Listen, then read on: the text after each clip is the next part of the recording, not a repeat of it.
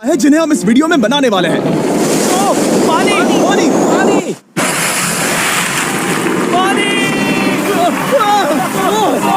आपने अभी अभी केन्या के एक छोटे से गांव को पीने के पानी का अनलिमिटेड सप्लाई मिलते हुए देखा, वो भी सिर्फ 1 सेकंड में। अभी एक कुआं बना है और 99 बाकी है। आपको ये वीडियो बहुत पसंद आएगा। इन 100 कुओं को मिलाकर 5 लाख से ज्यादा लोगों को पीने का ताज़ा पानी मिलने वाला है। केन्या की इस साइट पर कुछ कुएं बनाने के बाद हम नाइरीरी स्कूल सिस्टम के साउथ में गए और कह सकते हैं कि उन्हें हमसे मिलकर बहुत खुशी हुई। क्या हाल है?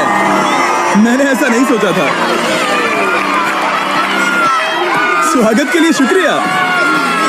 समझ नहीं आता कैसे रिएक्ट करूं। बहुत बहुत शुक्रिया दोस्तों। हमारे आने पर इस गांव ने हमारा जोरों से स्वागत किया और नोलन इसमें थोड़ा खो गया। नोलन जैसा अजीब इंसान मैंने कभी नहीं देखा और ये मेरी गलती नहीं है। और फिर वहाँ का स्कूल देखने के बाद ये रहे हमारे मेहमान। क्या हाल है? दिन अच्छा बीत रहा है ना? सबसे मिलकर अच्छा लगा। एक टीचर ने मुझे दिखाया कि स्टूडेंट्स कहाँ से पानी पीते हैं, जो कि एक बहुत ही अनसेफ नदी से आ रहा था। तो आपके स्टूडेंट्स यहीं से पानी पीते हैं? हाँ। ये बुरी बात है। हाँ, स्टूडेंट्स हमेशा डायरिया जैसी बीमारी, टाइफाइड जैसी बीमारी की कंप्लेंट्स करते हैं क्योंकि वो ऐसा पानी पीते हैं। तो हाँ। हम कोशिश करते हैं, पर देख रहे हो ना, अब क्या कहा जाए। पर क्या करे, जिंदगी तो जीनी ही है और पानी तो सबको चाहिए होता है। जाहिर है कि इनकी हालत सच में बहुत खराब है। असुरक्षित पानी पीने से इन बच्चों की जिंदगी बहुत कम होती जा रही है। पर कम से कम इस गांव की मदद करने की हम पूरी कोशिश करने वाले हैं। क्या पता ये मुझे फिट आएगा या नहीं। मेरा सिर बड़ा है। देखते हैं पानी मिलता है या नहीं।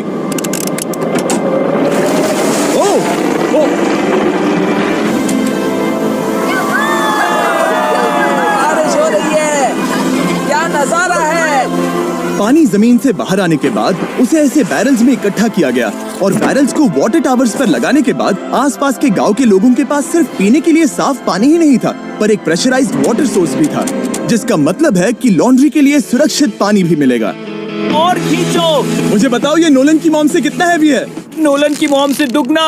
Oh God। मैं तुम्हें यहाँ से धकेल दूंगा। ठीक है, इसे अब यहाँ रख दो। हमने केन्या में और 20 कुएं बनाए और उसके बाद इसके जूते में भी कुआं डोंट है। वरी, मेरे दूसरे जूते में भी पानी है। मैं बताता हूँ कि हमने ये 29 कुएं कैसे बनाए। इस विशाल सी ड्रिल से जमीन में सैकड़ों फीट गहरा गड्ढा किया, वो भी पॉल्यूटेड सोर्सेज से होकर सीधे विशाल से पीने लायक पानी तक। उसके बाद हमने पाइप्स इंस्टॉल किए ताकि लोग पूरे अफ्रीका में इन हैंड पंप से पानी ले सके और नाइरीरी में भी। इसे टेस्ट करके देखते हैं।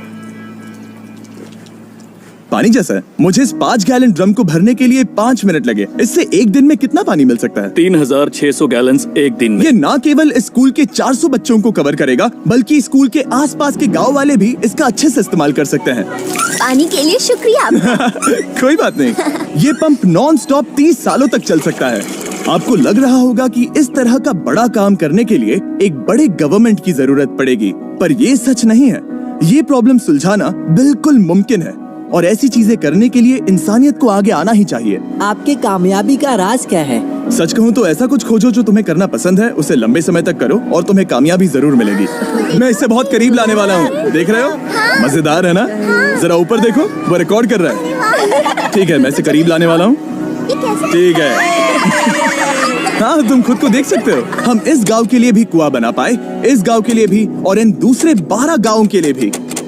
और जब हम ये पंप्स लगा रहे थे, तब हमने यहाँ के एक स्कूल को नए कंप्यूटर से अपग्रेड भी कर दिया। बच्चों को ये कैसा लगा? शुक्रिया, सच में उन्हें ये बहुत पसंद आया। खुशी है कि सब ठीक से हो गया। हमने क्लासरूम्स में नया फर्नीचर भी लगाया, उसके साथ कुछ शेल्व्स नई बुक्स के साथ, और सभी स्टूडेंट्स को एक फुटबॉल भी दिया। Thank you mister beast, thank you. यहाँ तक कि सभी क्लासरूम्स में नए व्हाइट बोर्ड्स और प्रोजेक्टर्स भी लगाए। आप सबको ये प्रोजेक्टर पसंद आया?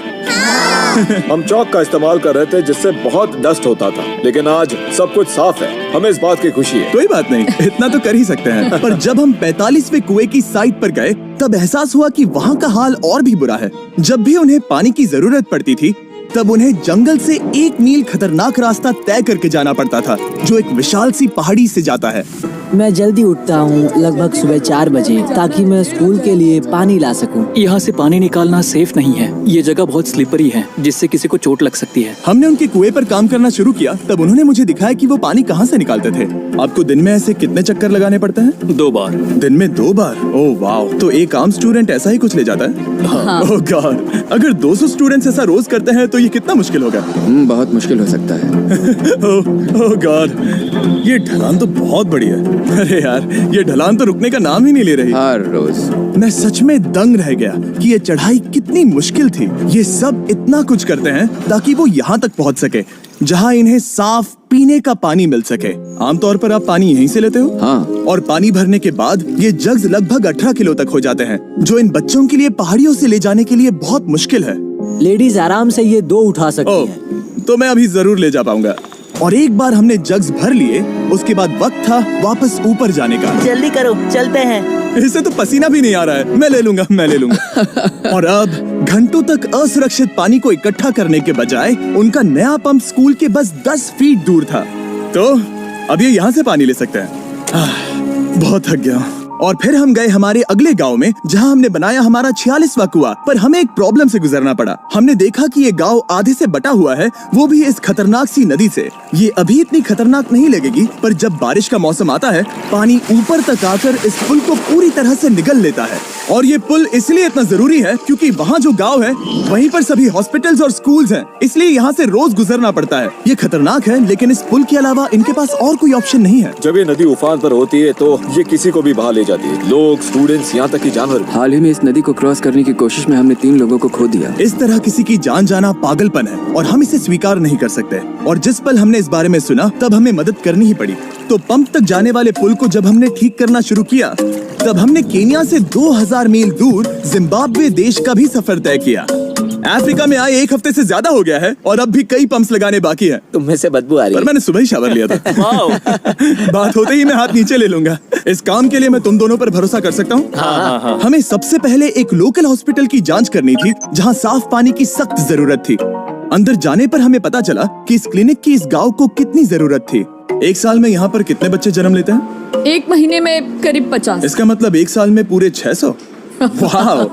पर दुख की बात यह है कि इन प्रेग्नेंट महिलाओं को सिर्फ पानी लाने के लिए 1 मील तक जाना पड़ता है और इन भारी बकेट्स को लेकर वापस आना पड़ता है। पर अच्छी खबर ये है कि हमने इनकी पैसों से मदद की यहाँ पर एक मॉडर्न पंप लगाने के लिए। संभाल के, इसे पकड़ो। और अब बस देरी थी इसे शुरू करने की। ठीक है नोलन, क्या तुम तैयार हो? मैं तैयार हूँ। ओवर। मुझे एक ड्रामेटिक जूम इन दो। नोलन, मैंने बटन दबा दिया है, ये काम कर रहा है? पानी आ रहा है। आप जाकर चेक करना चाहेंगे? हाँ, वहाँ पर। हाँ, चलो चलिए, चलते हैं। लोगों को पानी मिलता देख मुझे आखिर बहुत अच्छा खुशी हो पानी रही मिल ही गया। है। ये सच में कमाल की बात है। हमारा नोलन एक प्रोफेशनल डांसर है। यकीन नहीं हो रहा, मैं डांस कर रहा हूँ। वो कर क्या रहा है? ओह गॉड, सॉरी, मैं नहीं चाहता कि आप इसे और देखें। साफ पानी मिले ये पक्का करने के अलावा इस गांव में बहुत से स्टूडेंट्स को ट्रांसपोर्टेशन की भी दिक्कत थी, तो हमने इन सबको नई साइकिल्स देने का फैसला किया। बच्चे बहुत ज्यादा हैं, पर हमने साइकिल्स भी उतनी ही खरीदी है। सच बताऊं तो मुझे साइकिल चलाना नहीं आता। जिमी को सिर्फ साइकिल देना आता है। कभी इसे चलाना नहीं सीखा। तो चलो हम एक रेस लगाते हैं। 3, 2, 1, गो! ओह माय गॉड, सभी मुझसे आगे जा रहे हैं। संभल के, मुझे चलाना नहीं आता, किसी को उड़ाना नहीं चाहता। तुम इसे चलाओगे? ठीक है, जाओ चलाओ।